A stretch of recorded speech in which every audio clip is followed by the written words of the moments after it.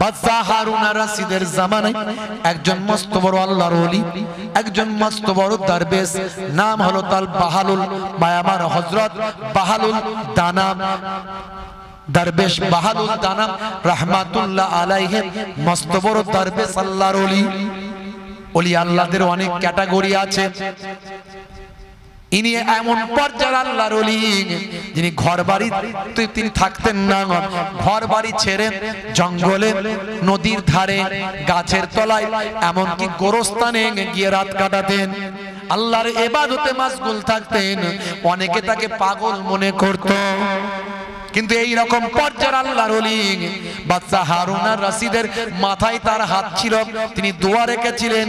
মাঝে মাঝে বাদশা হারুন আর রশিদকে বকাবকি করতেন, যখনই ভুল দেখতেন বকাবকি করতেন। আর হুজুর বকাবকি করলে বাদশারও কিছু বলার ক্ষমতা নাই, বাদশার লোক তো দূরের কথা। অনেক ঘটনা, আমি সময় কম, বেশি কথাই যাচ্ছি না, কষ্ট হচ্ছে আপনাদের। হে তরুণ যুবকেরা, হে আমার বন্ধুরা, হে আমার মুরব্বিয়ানেরা, শুনে রেখে দেন। একদিন বাদশা হারুন আর রশিদ বেগম জুবাইদাকে নিয়ে বিকাল বেলা একটু বেড়াতে বেরিয়েছেন, হাওয়া খেতে বেরিয়েছেন নদীর ধারে, নদীর চরের দিকে গেছেন। বাদশা হারুন আর রশিদ আগে আগে চলা শুরু করেছেন, বেগম জুবাইদা তার সঙ্গী সাথীদের নিয়ে একটু পিছিয়ে গেছেন। হে তরুণ যুবকেরা, বাদশা যেখানে যায়, রানী যেখানে যায়, আশেপাশে অনেক মানুষ থাকবে না? থাকবে না? থাকবে নিশ্চয়। হে তরুণ যুবকেরা, বাদশা হাঁটতে হাঁটতে নদীর চরের দিকে যেতে যেতে দেখেন একজন মানুষ কে যেন নদীর চরে বসে বসে বালি মাটি নিয়ে, ভিজে বালি মাটি নিয়ে খেলা করছে। বাদশা হারুন আর রশিদ তার কাছাকাছি গিয়ে দেখে, সর্বনাশ, ইনি তো আর অন্য কেউ নন, ইনি হলেন দরবেশ বাহালুল দানাম রাহমাতুল্লাহ আলাইহি। সালাম দিয়ে বললেন, আসসালামু আলাইকুম হুজুর, আপনি এখানে কি করছেন? ওয়ালাইকুম আসসালাম। বাদশা যা বানাম, আপনি বেড়াতে এসেছেন? বলে হ্যাঁ। তা আপনি কি করছেন? বলে বাবা আমি ঘর তৈরি করছি। ঘর? বলে হুজুর ঘর নিয়ে কি হবে? বলে বিক্রি করব। বুঝতে পারছেন, দরবেশ মানুষ তো। ঘর নিয়ে কি হবে হুজুর? বলে বিক্রি করব। কত দাম? বলে 1 দিনার। ঘর কিনে কি হবে? বলে যে আমার এই ঘরটা কিনবে তার জন্য দোয়া চাইব, আল্লাহর জান্নাতে যেন একটা আমার আল্লাহ বালাখানা তাকে তৈরি করে দেয়। বাদশা হারুন আর রশিদ একটু অবজ্ঞা করলেন, হুজুর কি যে আপনি বলেন, কি যে আপনি বলেন, মজা করছেন হুজুর। হুজুর মজা করছেন বলে বাদশা হারুন আর রশিদ চলে গেলেন। কিছু সময় পরই বেগম জুবাইদা আসছেন। এসে দেখেন বাপ রে বাপ, এই জামানার মস্ত বড় আল্লাহর মাহবুব বান্দা দরবেশ বাহালুল দানাম রাহমাতুল্লাহ আলাইহি। বাদশার স্ত্রী বেগম জুবাইদা সালাম দিলেন, পর্দার মধ্যে আছেন থেকে সালাম দিলেন, দিয়ে বললেন, ও আল্লাহর ওলি বান্দা, ও বাহালুল দানাম, আল্লাহর ওলি বান্দা দরবেশ, কি ব্যাপার, আপনি এখানে কি করছেন? বলে মা আমি এখানে ঘর বানাচ্ছি। বলে ঘর কি হবে? বলে ঘরটা বিক্রি করব। বলে তাই নাকি? বলে হ্যাঁ। কত টাকা দাম? বলে 1 দিনার। যে 1 দিনার দিয়ে আমার কাছে কিনবেন, ওই 1 দিনারটা আমি দুস্থ অসহায় গরিব মিসকিনদের দান করে দেব, আর যে কিনবে তার জন্য আমি আল্লাহর দরবারে দোয়া চাইব, আমার আল্লাহ তাকে যেন জান্নাতের ভিতরে একটা বালাখানা দান করে দেয়। বেগম জুবাইদা সঙ্গে সঙ্গে তার ওই যে ব্যাগ ছিল, ছোট ব্যাগ, ভ্যানিটি ব্যাগ, ব্যাগ থেকে 1 দিনার বের করে দিয়ে বলে, হুজুর ঘরটা আমাকে বিক্রি করুন। এমন সময় হুজুর পয়সাটা নিলেন, নিয়ে বললেন, জান বেগম জুবাইদা, আমি আপনাকে বিক্রি করে দিলাম। আল্লাহর দরবারে হুজুর দোয়া চাইলেন, আয় আমার আল্লাহ, এই বেগম জুবাইদা এই আমার ঘরটা কিনেছে 1 দিনার দিয়ে। এই একদিন আর আমি দুস্থ অসহায় মানুষদের মধ্যে দান করব আর বেগম জুবাইদার জন্য দোয়া চাই আমার মাবুদ আল্লাহ তুমি জান্নাতে বেগম জুবাইদার নামে একটা বালাখানা তৈরি করে দাও। চলে গেলেন দুজনই, রাত হয়ে গেল, ফিরে এলেন, রাতের বেলা ঘুমিয়ে পড়লেন। বাদশা হারুন আর রশিদ ঘুমিয়ে যাওয়ার পরে স্বপ্নে দেখছেন আল্লাহর জান্নাতের ভিতরে পৌঁছে গেছেন। জান্নাতের ভিতরে দেখেন অসংখ্য বালাখানা দেখা যায়, অসংখ্য অট্টালিকা দেখা যায়, তার ভিতরে একটা ইয়াকুত পাথরের লাল রঙের সুন্দর বালাখানা দেখা যায়। চিন্তা করলেন এত সুন্দর বালাখানা অট্টালিকা আমি দেখি না। হে তরুণ যুবকেরা, হে আমার বন্ধুরা, শুনে রেখে দিন বাবা, জেনে রেখে দেন। এমন সময় বাদশা হারুন আর রশিদ সেই অট্টালিকা বালাখানার কাছে গেলেন, মনে মনে চিন্তা করলেন হাই রে হাই, দেখি তো এটা কার বালাখানা। দেখেন ওপরে লেখা আছে বেগম জুবাইদার নাম। হে তরুণ যুবকেরা, বাদশা তখন বুঝলেন নিশ্চয় ওই দরবেশের দোয়া আল্লাহ কবুল করেছেন। আমার স্ত্রী 1 দিনার দিয়ে কিনেছেন, আল্লাহ কবুল করে জান্নাতে একটা বালাখানা তৈরি করেছেন। আহারে, আমি যদি বিশ্বাস করে কিনতাম তাহলে আমিও একটা বালাখানা পেতাম। এই আফসোস করতে লাগলেন বারবার। চিন্তা করলেন অন্তত আমার স্ত্রীর বালাখানা নয়, একবার আমি ঢুকে দেখি, এই অট্টালিকার ভিতরে একবার আমি ঢুকে দেখি। এই বলে যখন গেটের সামনে এলেন, দরওয়ান দাঁড় করিয়ে দিলেন। No entry, no entry. Entry হব না মানে এই হাউসটা হচ্ছে মাই ওয়াইফ, আমার স্ত্রী। এই হাউসটা, এই বিল্ডিংটা, এটা আমার স্ত্রী। বলে ও আপনার স্ত্রী হতে পারে, জান্নাতে ওসব কে কার স্ত্রী ওসব চলে না। জান্নাতে যার আমল থাকবে তার কাজে লাগবে, এসব কিছু চলে না। No entry, come back, come back, you come back, ফিরে যা। হে তরুণ যুবকেরা, এমন সময় বাদশা জোর করে ঢোকার চেষ্টা করলেন, দরওয়ান এমন ধাক্কা দিল, ওই এক ধাক্কা ঘুমটা ভেঙে গেল। ঘুমটা ভেঙে যাওয়ার পরে বাদশা আরামের বিছানা থেকে উঠে বসলেন। আর সহ্য হলো না, সারা রাত ঘুমাতে পারলেন না। এই চিন্তায় অস্থির হলেন। হাই রে হাই, আমি যদি ঘরটা কিনতাম তাহলে জান্নাতে একটা বালাখানা পেতাম। আমার স্ত্রী পেয়েছে, আমি দেখলাম, আমিও একটা পেতাম। এই চিন্তায় সারা রাত ঘুম হলো না। মনে মনে ঠিক করলেন সকালবেলা হুজুরকে খুঁজে বের করব, আর হুজুর যদি আবার একটা ঘর তৈরি করেন, হুজুরের কাছ থেকে ঘরটা আমি কিনে নেব। সকাল হয়ে গেল, কাউকে কিছু না বলে নদীর ধারের দিকে একাই চললেন ঘোড়া নিয়ে। তোমরা সব দাঁড়াও, আমি যাই। চললেন ঘোড়া নিয়ে নদীর, ভাই আমার ওই কি বলে চরেতে। এদিক ওদিক খুঁজে দেখছেন দরবেশকে পাওয়া যায় কিনা। দেখছেন এইদিকে নাই, ওই দিকে একজন বসে আছে। বুঝতে পারলেন ওটাই দরবেশ। দরবেশের কাছে গিয়ে দেখেন দরবেশ আবার ঘর তৈরি করছে। হে তরুণ যুবকেরা, এবার দরবেশকে সালাম দিয়ে বলে, হুজুর বেয়াদবি নেবেন না, কালকে আমি ঘরটা কিনতে পারিনি, আজকে আপনি আমাকে ঘরটা বিক্রি করুন। এই নাও, এই নিন 1 দিরহাম। হুজুর 1 দিরহামটা ছুঁড়ে ফেলে দিয়েছেন। বলে হুজুর টাকা ছুঁড়ে ফেলে দিলেন কেন? ঘর কি বিক্রি করবেন না? বলে হ্যাঁ বিক্রি করব। বলে 1 দিরহাম দিলাম, ফেলে দিলেন কেন? বলে আজকে এই ঘরের আর 1 দিরহাম নয়। বলে কেন হুজুর? কালকে তো 1 দিরহামে বিক্রি করেছেন, 1 দিনারে কালকে বিক্রি করেছেন, আজকে কেন 1 দিনারে দেবেন না?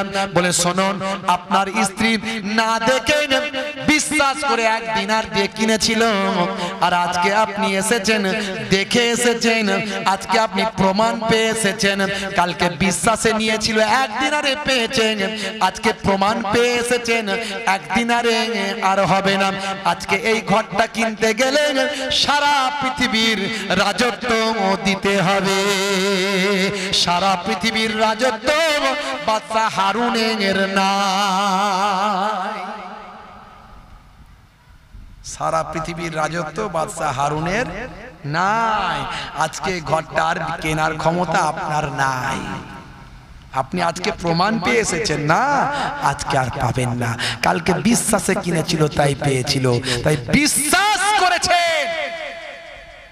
আল্লাহর কোরআনকে বিশ্বাস করে যদি আমরা আল্লাহকে মানি, নবীকে মানি, বেগম জুবাইদার মতো আল্লাহ আমাদের জান্নাতে বালাখানা তৈরি করে দেবেন। আর সেদিন যদি কিয়ামতের আগে বড় আলামতের একটা আলামত, আল্লাহর কোরআনের পাতাগুলো সব সাদা হয়ে যাবে। সেদিন যদি বলি আল্লাহ তওবা করছি, মাপ চাইছি, ইবাদত করছি, সেদিন আর কাজে লাগবে না। বুঝতে পারলেন ভাইরা? হে তরুণ যুবকেরা, তাহলে কি করতে হবে? আপনাকে আমাকে ইবাদত করতে হবে। আমি আগেই বললাম, আল্লাহ বলেছেন সব সময় ইবাদত করার জন্য সৃষ্টি করেছি।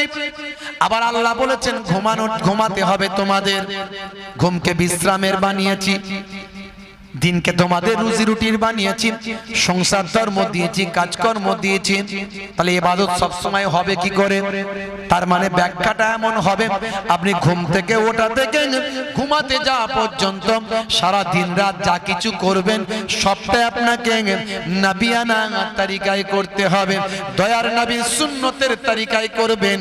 আপনি খাবেন, চেটে পুচে খাবেন, বসে পানি পান করবেন, চেটে পুচে ভাত খাবেন, খাওয়া দাওয়ার শেষে আলহামদুলিল্লাহ বলবেন, খাওয়ার শুরুতে বিসমিল্লাহ বলবেন, পানিটা যখন খাবেন বসে পানি পান করবেন, ঘুমাবেন যখন ডান দিকে কাত হয়ে ঘুমাবেন, রাস্তা দিয়ে হেঁটে যাবেন, পেরেক কাঁচভাঙা পাথর সরিয়ে দেবেন, কোন ইমানদার মুসলমান দেখলে সালাম দেবেন, কোন অমুসলিম হিন্দু ভাই দেখলে কাকা কেমন আছেন, ভালো আছেন বলবেন, ছোটদের স্নেহ করবেন, বড়দের সম্মান করবেন, পিতামাতার সেবা করবেন, স্ত্রীর সঙ্গে ভালো আচরণ করবেন, মাঝে মাঝে ঘরটা নিজে হাতে ঝাড়ু দেবেন, মাঝে মাঝে ঘরটা নিজে হাতে পরিষ্কার করবেন, স্ত্রীর সঙ্গে রান্না ছোট ছোট কাজগুলোতে সহযোগিতা করতে থাকবে।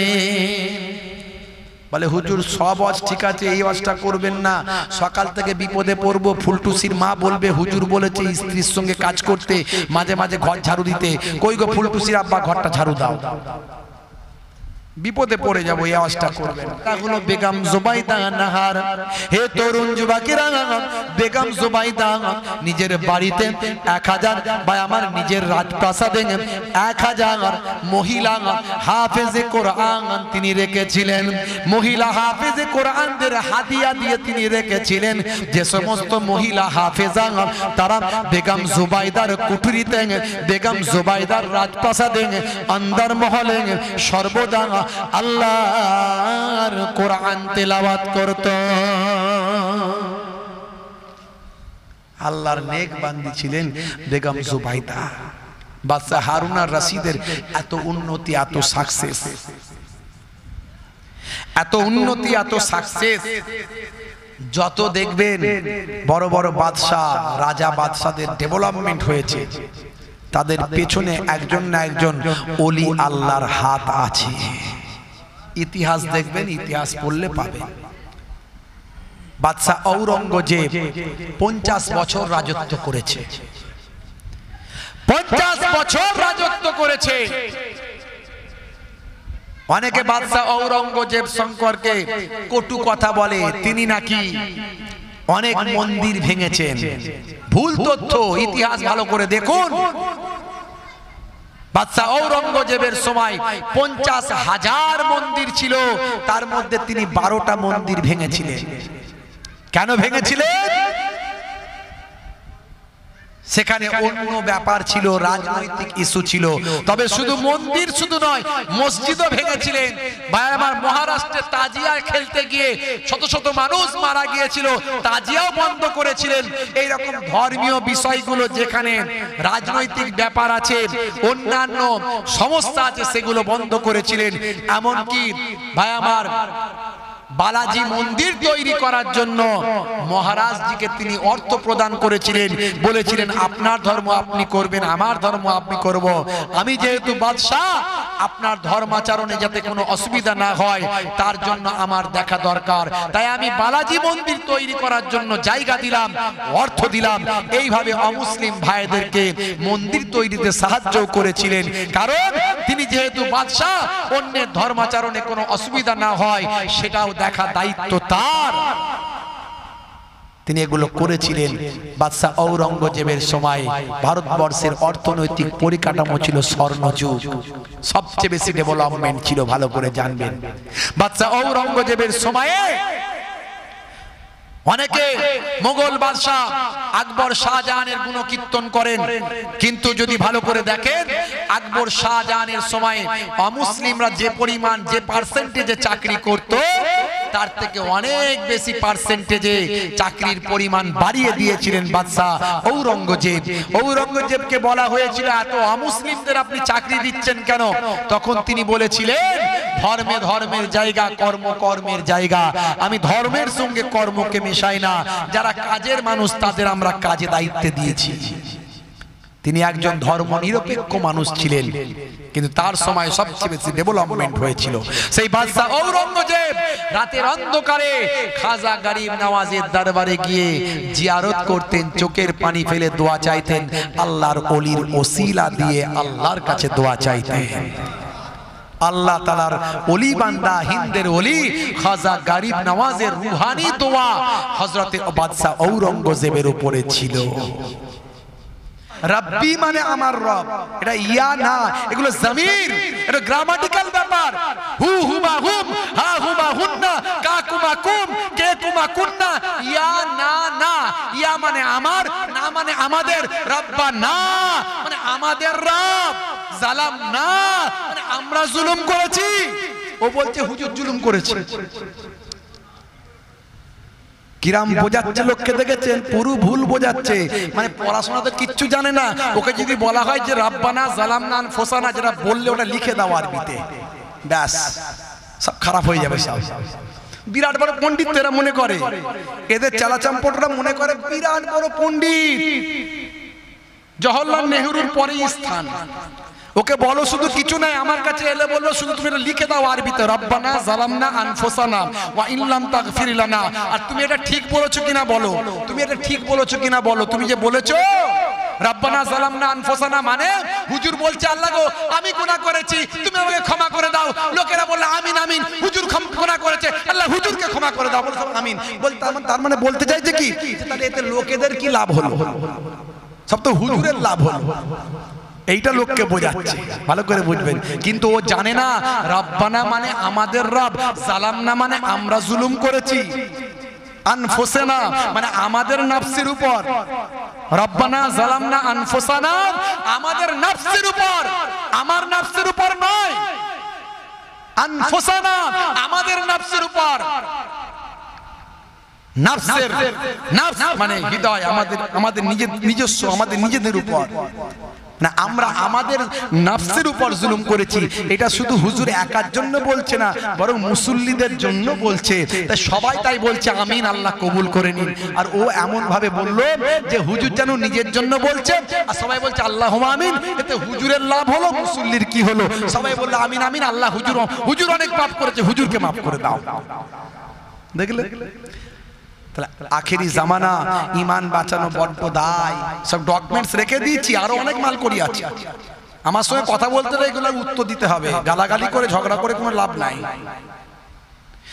হে তরুণ যুবকেরা, হে আমার বন্ধুরা, তাহলে আপনার আমার ইমানকে মজবুত করতে হবে, এই সমস্ত বিষয়গুলো থেকে দূরে থাকতে হবে।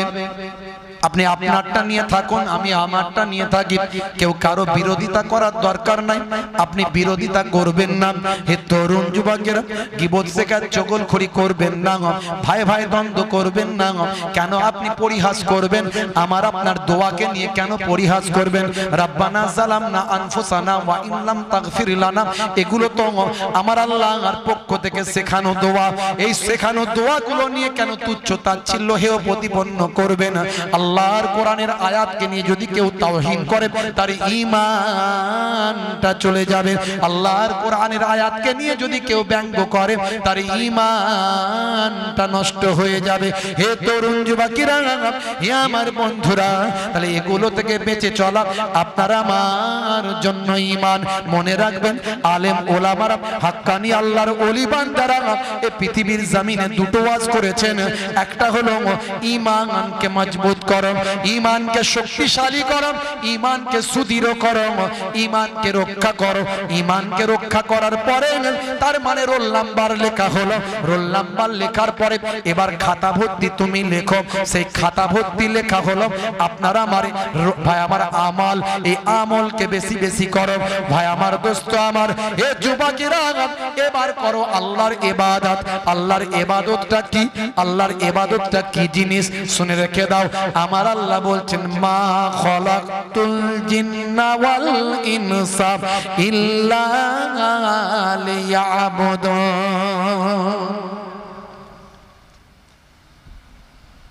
আমি জিন জাতি এবং মনুষ্য জাতিকে আমার ইবাদত ছাড়া অন্য কোন উদ্দেশ্যে সৃষ্টি করি নাই।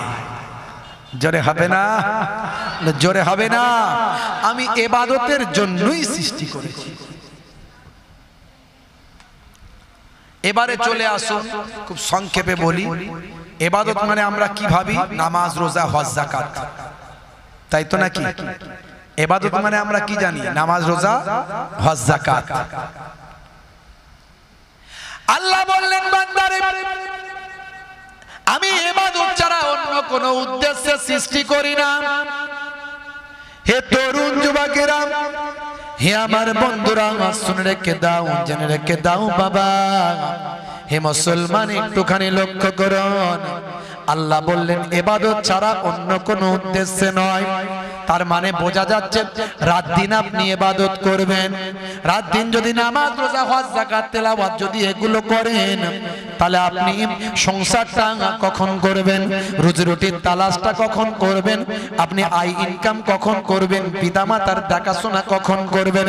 হে তরুণ যুবকেরা, আমার আল্লাহ কোরআন মাজিদের ভিতরে বললেন, ওয়া খলাকনাকুম আজওয়াজা, আমি আল্লাহ তোমাদেরকে জোড়ায় জোড়ায় সৃষ্টি করেছি।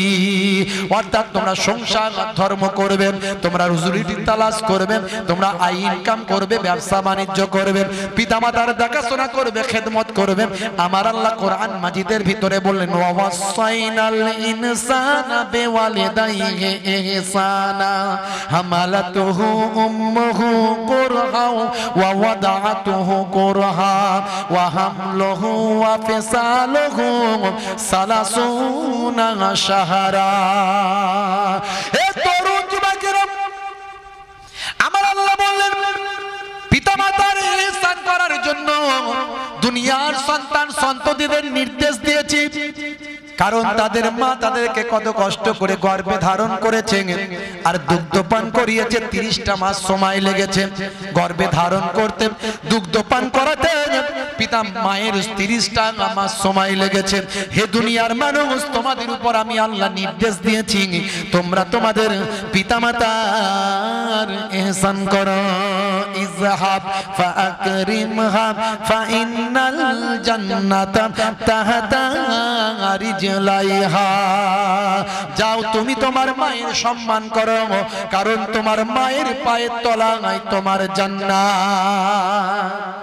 হে তরুণ যুবকেরা, আমার আল্লাহ বললেন সন্তান সন্ততিদের নিয়ে দেখাশোনা করো, সন্তান সন্ততিদের দেখভাল করো, তোমার ছেলে মেয়ের দেখাশোনা করো, রুজি রুটি তালাশ করো, তবে মনে রাখবে তোমরা জানো তোমাদের সন্তান সন্ততি মালমাতা পেয়ে আমি আল্লাহ আমার ইবাদতটা না ভুলে যাও। ইয়া আইয়ুহাল্লাযীনা আমানু লা তুলহিকুম আমওয়ালুকুম ওয়ালা আওলাদুকুম আন যিকরিল্লাহ ওয়া মান ইয়াফআল যালিকা ফাউলাইকা হুমুল খাসিরুন। এ তরুণ যুবকেরা, তোমরা দুনিয়ার জমিনে হে বিশ্বাসী বান্দারা, ঈমানদারেরা, তোমরা তোমাদের মালমাতা সন্তান সন্ততি ছেলে মেয়ে আল আওলাদ পেয়ে তোমরা জানো আমি আল্লাহ আমার ইবাদতটা ভুলে না যাও। তবে মনে রাখবে আমি তোমাদের সব সময় নামাজ পড়তে বলছি না, তোমরা নামাজও পড়বে, রুজি রুটির তালাশ করবে। সূরা জুমআ খুলে দেখুন, সূরা জুমআ খুলবেন আপনি পাবেন আমার আল্লাহ বলছেন ফাইজা কুদিয়াতিস সালাত ফান্তাসিরু ফিল আরদ ওয়াবতাগু মিন ফাদলিল্লাহ। এ তরুণ যুবকেরা, তোমরা তোমাদের নামাজ খতম হয়ে গেলে, মসজিদে নামাজ পড়া হয়ে গেলে জমিন पर फैल যাও, জমিনে ছড়িয়ে পড়ো। আবতাগু মিন ফাদলিল্লাহ, আমি আল্লাহ আমার অনুগ্রহের তালাশ করো, রুজি রুটির তালাশ করো। শুনে রেখে দাও, জেনে রেখে দাও, নামাজ শেষ হলেই মসজিদ থেকে তুমি বেরিয়ে যাও। সারা দিন মসজিদে থাকার দরকার নাই, কারণ তোমার সন্তান আছে, তোমার আল আওলাদ আছে, তোমার স্ত্রী আছেন, তোমার বৃদ্ধ পিতামা আছেন, এগুলোর দেখভাল করা তোমার জন্য ফরজ।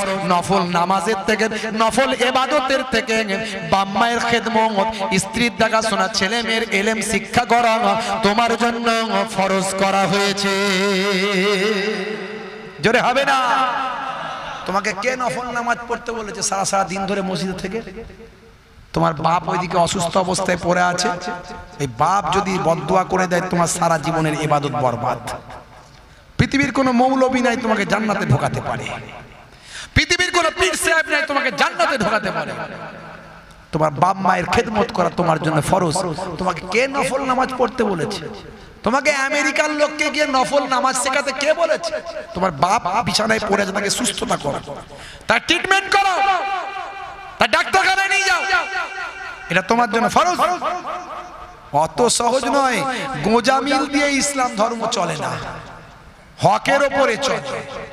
আল্লাহর কোরআন পরিষ্কার বলে দিয়েছে, চুরি করছে হাত কেটে দাও। খালি ভারতে আমরা পারবো না, কারণ এখানে আমরা হাত কাটলে আমাদের জেলে ঢুকিয়ে দেবে। যেখানে আইন চলে সেখানে হাত কেটে দেয়।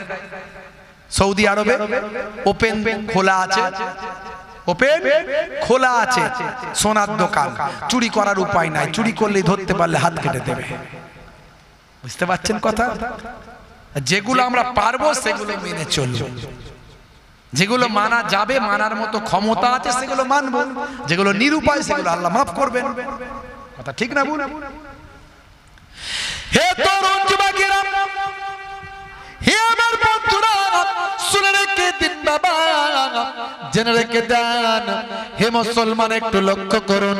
তাহলে আপনাকে আমাকে আমার আল্লাহ ইবাদত করার জন্য বললেন, ইবাদত ছাড়া অন্য কোনো উদ্দেশ্যে আমি আল্লাহ সৃষ্টি করি নাই বললেন। আবার আমার আল্লাহ বলছেন দিনের বেলা কাজকর্ম করো, নামাজ শেষ করি তুমি ছড়িয়ে পড়ো, রুজি রুটি তালাশ করো, ছেলে মেয়েদের দেখাশোনা করো, স্ত্রীর সঙ্গে সংসার ধর্ম করো।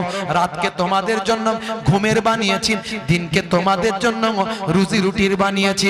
আর তোমাদের জন্য আমি আল্লাহ আসমানকে, সাত আসমানকে আমি আল্লাহ সাজিয়ে দিয়েছি, আকাশকে তোমাদের জন্য ছাদ বানিয়েছি, জমিনকে তোমাদের জন্য বিছানা বানিয়েছি। হে তরুণ যুবকেরা, হে আমার মুরব্বিয়ানেরা, আমার আল্লাহ সূরা নাবার মধ্যে অনেক আয়াত দিয়েছেন, সেই আয়াতগুলোতে সব আমার আল্লাহ জানিয়েছেন। বলতে বলতে আমার আল্লাহ বলছেন ওয়াজআলনাল লাইলা লিবাসা, আমি আল্লাহ তোমাদের জন্য রাতকে পোশাক বানিয়েছি। পোশাকের কাজ কি? শরীরকে ঢেকে রাখা, শরীরকে ঢেকে রাখা। রাতকে পোশাক মানে রাত তোমাদেরকে ঢেকে রাখবে, তার মানে অন্ধকারে থাকবে, অন্ধকারে থাকবে। কোরআনের ব্যাখ্যা হাদিস, আমার নবী আবার এটাকে সুন্দর করে হাদিসে বলেছেন, হে তরুণ যুবকেরা, আল্লাহর নবী বুখারী শরীফের হাদিস 5624 নম্বর হাদিস সহিহুল বুখারী, হযরত জাবের রাদিয়াল্লাহু তাআলা আনহু থেকে হাদিসটা এসেছে। আন জাবেরিন আন্না রাসূলুল্লাহ সাল্লাল্লাহু আলাইহি ওয়াসাল্লাম قال قال رسول الله صلى الله عليه وسلم اطفئوا المصابيح اذا رقدتم। আল্লাহর নবী বলেন, যখন তোমরা ঘুমাতে যাবে, যখন তোমরা ঘুমাতে যাবে, তখন তোমরা লাইটটা, আলোটা নিভিয়ে দেবে। 1450 বছর আগে আল্লাহর কোরআন বলল, রাতকে তোমাদের জন্য পোশাক বানিয়েছি। আর আমার নবী আরো ক্লিয়ার করে বললেন, রাতের বেলা যখন ঘুমাবেন লাইটটা বন্ধ করবেন। তার মানে রাতের বেলা যখন ঘুমাবেন অন্ধকারের ভিতরে তুমি ঘুমাবে। আমাদের ঘরের ছেলেরা অনেকেই অন্ধকারে ঘুমাতে পারে না। আমার কথা বোঝা যাচ্ছে তো? বোঝা যাচ্ছে? আমার তো গলা শরীর, তাই না? মেশিন তো নয়। বছরে 8 মাস জলসা, কিরাম চাচাতে হচ্ছে বুঝতে পারছেন। প্রত্যেক দিন একটা সেরে চলে এসেছি, কালে রাইড মাদ্রাসার জলসা আজকে 2 নম্বর চলছে। প্রতিদিনই কম বেশি 2 3টে, পরশুদিন মনে হয় 4টে করেছি। তার আওয়াজ যে বেরোচ্ছে এটাই আল্লাহর রহমত। আপনারা একদিন একটু চেঁচিয়ে দেখবেন কি হচ্ছে, তারপর দিন থেকে 3-4 দিন কথা বলতে পারবেন না। এরকম কত লোককে দেখেছি, বলে হুজুর গলা বসে গেছে। কি করে বসলো? বলে কমিটির লোক বুঝতেই পারছে না, চেঁচামেচি করে ফেলেছি। আর তোমাদের মতো চেঁচামেচি তো প্রতিদিনই করছি আমরা, ওই জন্য মাইকের দিকে একটু বেশি আমরা নজর দিই। অনেকে বলে হুজুর তো মাইক করছে কেন? তুমি কি বুঝবে কেন মাইক করছি? মাইকটা ভালো হলে আমাদের চাপটা কম থাকে, মাইকটা একটু গন্ডগোল হলে আমাদের প্রেসার বেশি পড়ে যায়। তা আজকে তো লাস্ট জলসা, কাল থেকে আর নাই, ওই জন্য এখন আর চিন্তা করিনি, যা আল্লাহ করবে তাই। কাল থেকে রোজা পড়ে যাচ্ছে। তারাবি আছেন না কালকে? আশা করি কালকে তারাবি হবে, চাঁদ যদি উঠে যায় ইনশাআল্লাহ। তো যাই হোক ভাইরা আমার, তরুণ যুবকেরা আমার, একটু বুঝে নেবেন। কষ্ট হচ্ছে আপনাদের? আমার কথা বোঝা যাচ্ছে? আচ্ছা, কারা কারা চান না হাত তুলে দেখেন তো দেখি। আমি বলছি কারা কারা চান না হাত তুলে দেখান। ঝোঁকে ঝোঁকে উঠে যাচ্ছে নাকি? রাত হয়েছে তো, ঘড়িতে 12টা বেজে গেছে, বুঝতে পারছেন? খুব অল্প সময়ের জন্য আলোচনা, লম্বা চওড়া নয়। 2টো বিষয় নিয়ে আলোচনা করব বলেছি। একটা হলো রোল নাম্বার, একটা হলো খাতাভর্তি লেখা। মানে একটা হলো ঈমান, একটা হলো আমল। এই 2টো নিয়ে এই কথা বলতে গিয়ে, ঈমানের কথা বলতে গিয়ে অনেক কথা বলছি। এখন দেখবেন ঈমান আমাদের বাঁচানো খুব মুশকিল। মুসলমানের ছেলে ভাই আমার, ঈমান রাখা খুব কষ্টকর ব্যাপার। ছোট ছোট কথাতে আমাদের ঈমান চলে যায়। অনেকে বলে না 10 যেখানে খোদা সেখানে। এখানে তো আমরা অনেক 10 আছি, তাহলে খোদা কি অনেক? বলুন নাউজুবিল্লাহ।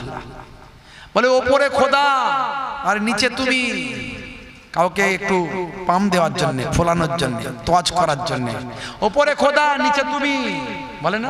হ্যাঁ, আচ্ছা, ওপরটা আল্লাহর, নিচেটা কার? তোমার?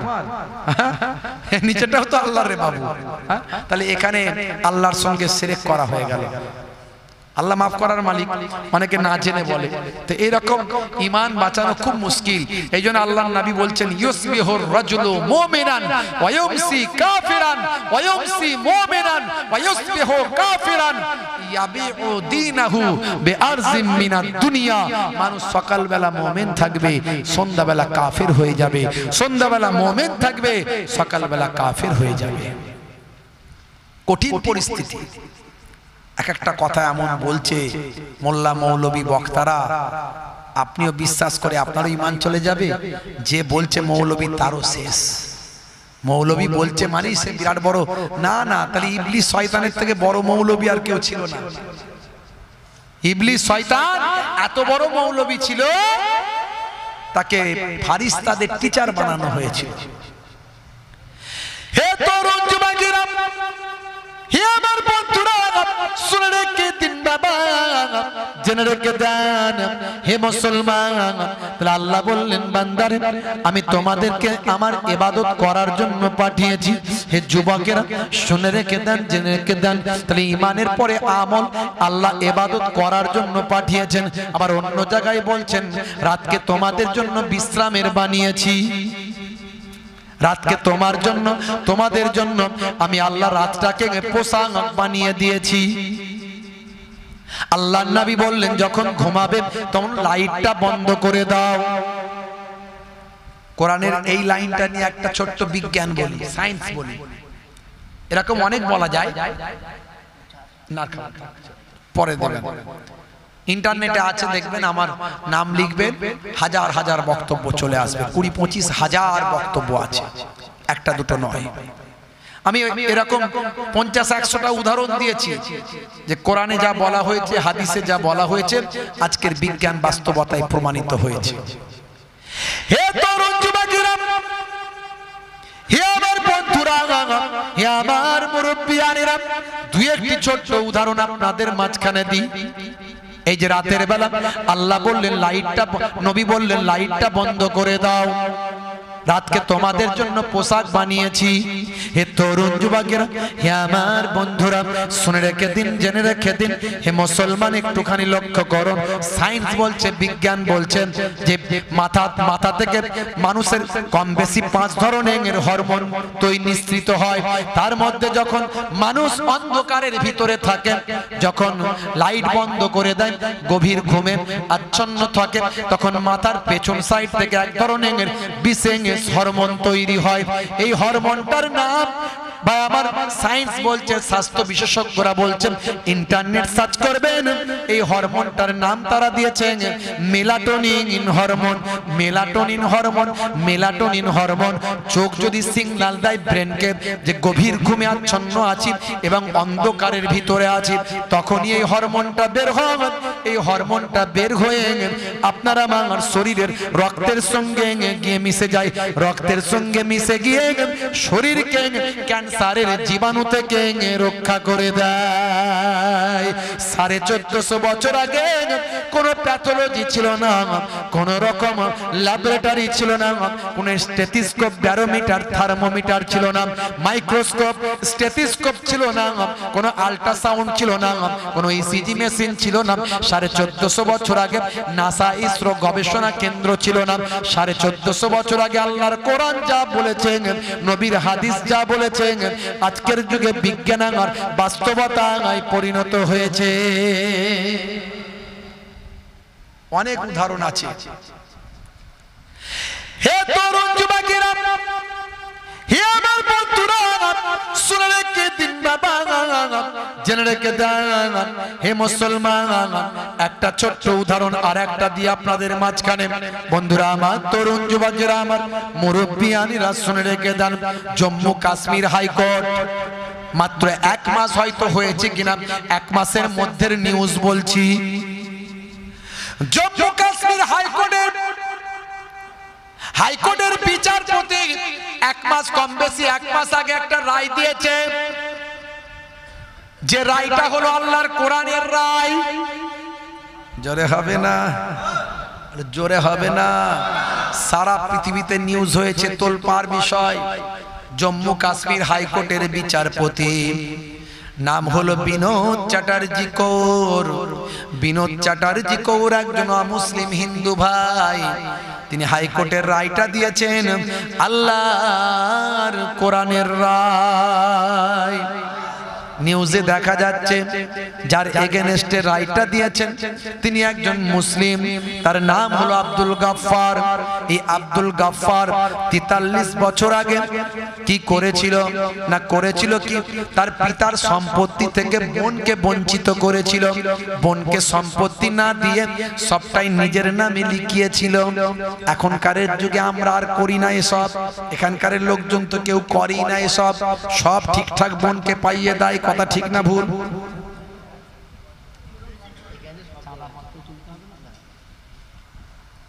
কি এখানকার লোকজনের আছে নাকি? নাই।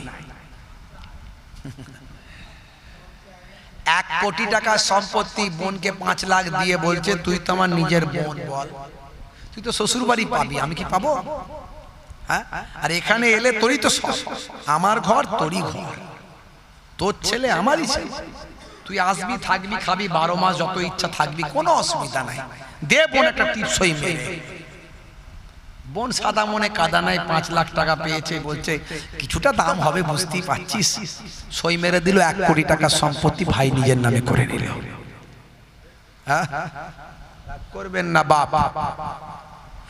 হে তরুণ যুবকেরা, হে আমার বন্ধুরা, হে আমার মুরব্বিয়ানেরা, শুনে রেখে দিন বাবা, জেনে রেখে দেন, কেসটা হলো 43 বছর আগের কেস।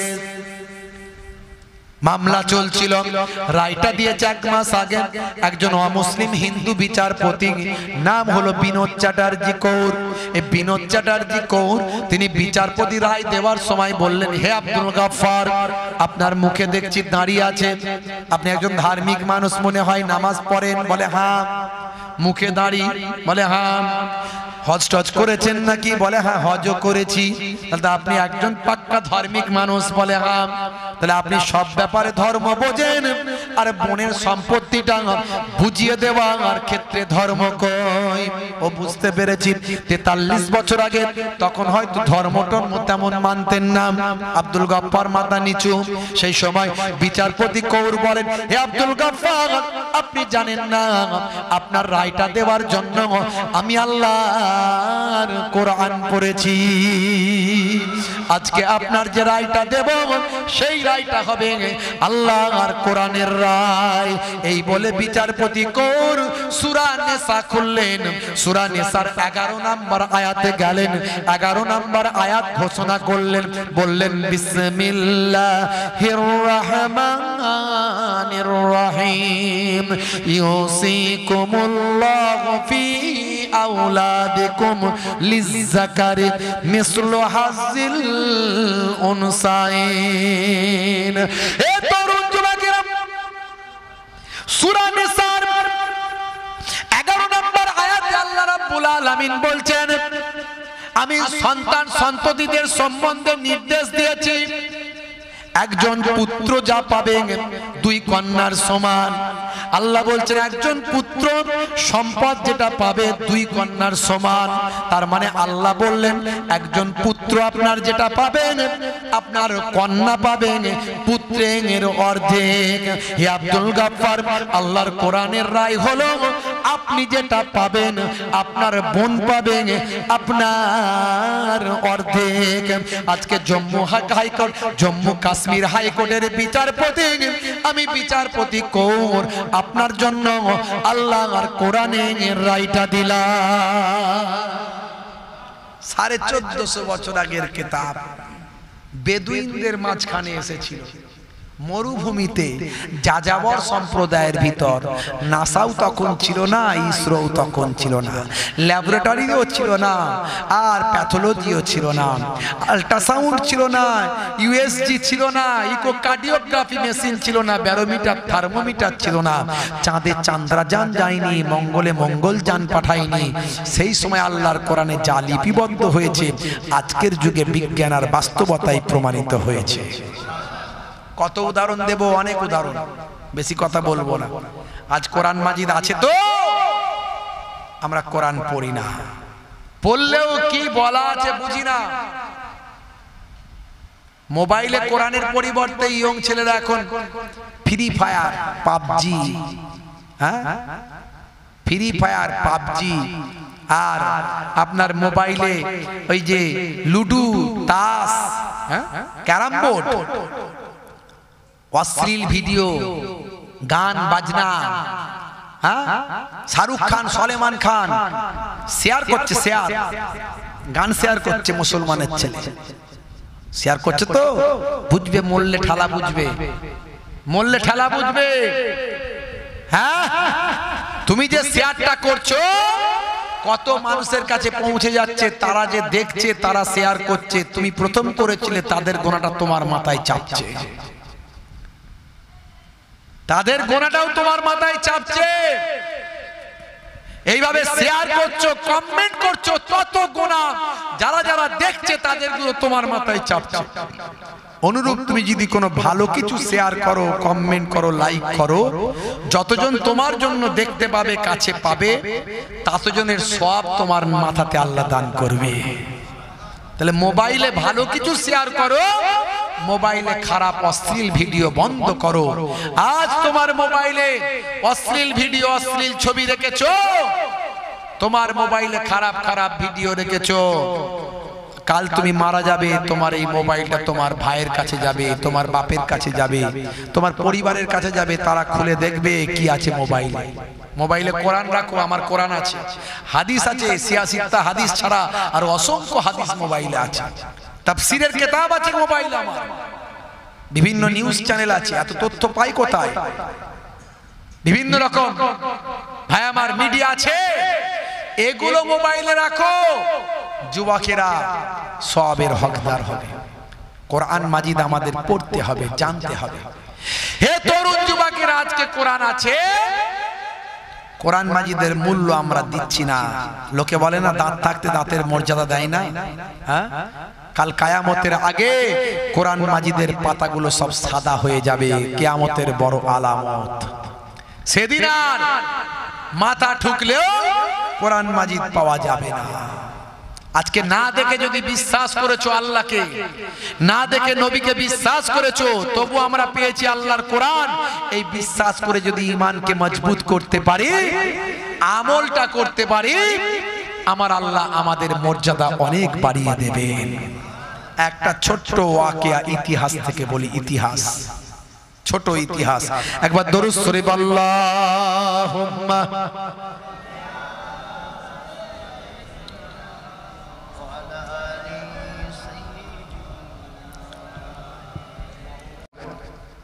মাশাআল্লাহ, মাশাআল্লাহ, মাশাআল্লাহ, মাশাআল্লাহ। আমার পরবর্তী বক্তা মাশাআল্লাহ জনাব হযরত মুহতারাম মাওলানা কারি মুনাইম সাহেব, তিনি এসে হাজিরা দিয়েছেন, ওয়াজ নসিহত করবেন। আমি আপনাদের কাছে বিদায় নেব। সব কিছু করবেন নবিয়ানা তরিকায়, বলার উদ্দেশ্য হলো সবটা করবেন নবিয়ানা তরিকায়, তবে সেটা আপনার জন্য ইবাদত। সবের মধ্যে ইবাদত, কিন্তু সবচেয়ে বড় ইবাদত হলো নামাজ, সবচেয়ে বড় ইবাদত রোজা। আর না, আর না, আর না, যে না, যে না, থাক, ঠিক আছে, হয়েছে, অনেক হয়েছে, ইন্টারনেটে ওয়াজ আছে, শুনে নেবেন সব। সবচেয়ে বড় ইবাদত হলো নামাজ, সবচেয়ে বড় ইবাদত হলো রোজা। একজনও যদি কেউ ইচ্ছাকৃতভাবে রোজা ছেড়ে দেয়, একটা রোজা ছাড়লে তার কাফারা, পানিশমেন্ট, সাজা হলো 60টা রোজা রাখতে হবে। আর না হলে আল্লাহর নবী বলে দিয়েছেন, নবী পাককে দুইজন নিয়ে গিয়ে পাহাড়ের উপরে তুললেন, নবী পাক দেখলেন বেরোজাদারদের কি শাস্তি, উপর দিকে টাঙিয়ে শিক দিয়ে টেনে ধরে নিচের দিকে ফেলে দিয়ে মুখটাকে নিচের দিকে করে মুখের ছালগুলোকে ছাড়ানো হচ্ছে। আল্লাহর নবী বললেন, এরা কারা? ফারিস্তারা বললেন, এরা রোজা রাখে না যারা। কঠিন পরিস্থিতি। রোজা রাখবেন বাপ, রোজার আহমিয়াত, গুরুত্ব আমি বলেছি, অনেক আলোচনা আছে, শুনবেন, আলেম ওলামারা আছে, শুনবেন, রোজা রাখবেন। অনেক কথা বলতে গিয়ে অত কথা চলে এসেছে। মরতে আমাদের হবে, মৃত্যু ছাড়া কেউ রেহাই পাইনি আর পাবো না। বাপেরা আমার, মৃত্যুর আগে তৈরি হয়ে যান, রাসূলের সুন্নতের তাবেদারি করুন, নামাজটা পড়ুন, নামাজটা ছাড়বেন না।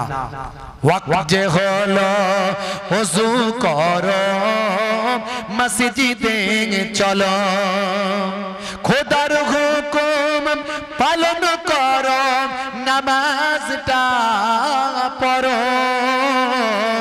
ওয়াক্ত যে হলো ওযু করো, মসজিদে চলো, দিন রাত 5 ওয়াক্ত নামাজ পড়লে পাবে ভাই জান্নাত। নামাজ ছাড়বেন না। সামনে রোজাটা আসছে, রোজাটা ছাড়বেন না। তারাবির নামাজটা জামাতে পড়বেন। কে কি বললো দেখার দরকার নাই। ফুরফুরা শরীফ মুজাদ্দিদুজ্জামান মাথার ছাতা, ছাতার তলায় থাকবেন, রোদ থেকে বাঁচবেন, পানি হলেও বাঁচবেন। দাদা হুজুর ছাড়া পশ্চিমবঙ্গে আর ছাতা এখনো তৈরি হয়নি। অনেকে ছাতা তৈরি করার চেষ্টা করছে, দাদা হুজুর হতে পারবে না। বুঝতে পারছেন? তা কোন ছাতার তলায় থাকবেন আপনি? যে ছাতার তলায় থাকলে পানি হলে পানি থেকে বাঁচবেন, রোদ হলে রোদ থেকে বাঁচবেন, সেই ছাতার তলায় থাকেন। দাদা হুজুর, দাদা হুজুর, দাদা হুজুর এমনি দাদা হুজুর নয়, শুধু ছোটখাটো আলেম ছিলেন না, সিয়াসিত্তার হাদিস তো ছিল, তার সঙ্গে মদিনা শরীফ থেকে 40টা হাদিস শেষ করে তার সানাদ সার্টিফিকেট পেয়ে হিন্দের জমিনে এসেছিল। এত বড় আলেম, এত বড় ওলি, সেই জন্য বসিরহাট আল্লামা হুজুর দাদা হুজুরের হাতে হাত দিয়ে বায়াত হয়েছিল। তুমি যত বড়ই মৌলবী হয়ে যাও, দাদা হুজুর হতে পারবে না, দাদা হুজুর হতে পারবে না। এই ভারতবর্ষে এখনো 40টা হাদিসের সানাদ পেয়ে কেউ আসেনি, দাদা হুজুর এসেছিল। সেই দাদা হুজুরকে, সেই দাদা হুজুর কেবলার ছাতার তলায় থাকেন। আমি নাতি, ছোট হুজুরের নাতি, কি বলতে কি বলি ভালো লাগে না, আমার কথা খুব বাজে ভাষা কথা, আমার কাছ থেকে সরে চলে যাও, অসুবিধা নাই। দাদা হুজুরের সিলসিলাকে আঁকড়ে রাখুন, গীবত শিকায়ত চগলখড়ি থেকে দূরে থাকুন। ওই চায়ের দোকানে বসে বসে এই হুজুর খারাপ, ওই হুজুর খারাপ, এই যে গীবত করছো, হুজুর খারাপ কি না খারাপ সে আল্লাহর দরবারে জবাব দেবে, কিন্তু তুমি কার কাছে জবাব দেবে? তোমারও তো নামটা উঠে গেল, লিস্টে নাম উঠে গেল। সাবধান হয়ে যান, আখেরি জামানা, ঈমান বাঁচানো বড্ড দায় বাবা মার। যাই হোক, আল্লাহ রাব্বুল আলামিন আমাদের নামাজি বানিয়ে দেন, রাসূলের সুন্নত মেনে চলার তৌফিক দেন, রমজানের রোজা এবং রোজার হক হুকুকগুলো পালন করার তৌফিক দান করেন। আমার পরবর্তী বক্তা আমার অত্যন্ত প্রিয় মানুষ, ভালোবাসার মানুষ, খুব মহাব্বতের মানুষ।